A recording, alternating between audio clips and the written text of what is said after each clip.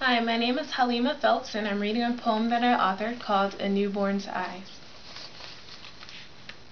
Hey you, pause right there, take a step back, press stop, now rewind, keep going, press play, chapter 1. Remember that? Of course you don't. It's the day you were born. You came into the world green-eyed, blue-eyed, brown-eyed, gray-eyed. You cried, you blinked, then you hushed. But maybe only after you were given. You were handed over to those olive, tan, black, brown, or yellow arms, and though you don't remember that moment, those arms were your family. No, you didn't say, wait, I object. I refuse to be touched by arms this color. Because color was not yet even a word in your vocabulary. A lot of what you knew was just the feelings of hunger in your belly and the many things that kept catching your eye. You were in a new place.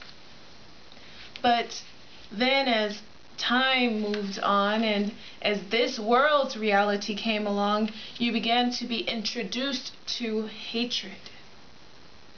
Only a young thing you were when you first heard the words that black, white, Chinese, Hispanic, Indian, or Asian can't be on our team. But do you remember thinking those 3 pure words? But why not? Then later you learned in history class that there was something called discrimination. You heard of slavery, prejudice, and that big word anti-Semitism. You heard these things and began to see color. But not for its beauty, and no, not for its gorgeous variety, and certainly not for how it was loved by the Lord God who created it, but by hierarchy. You began to see and to feel ranking. Press pause, now think about that. Skip to chapter 4. Somehow, as you became older, those thoughts, those feelings became internalized in you. One color somehow became better than another, as well as the shade of the color, the country, and the hair type. Pause. It's time to contemplate. Does color and increase or lack of melanin in the skin determine worth? Should it determine status? Now press repeat until you can grasp that. Stop. Play.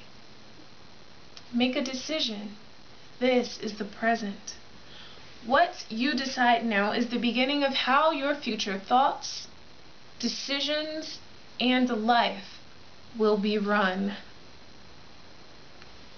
Skip to chapter 7. Now, how do you envision your perceptions of people 10 years from now based solely upon the color of their skin? Hopefully, it's only the beginning of what looks a lot like chapter 1.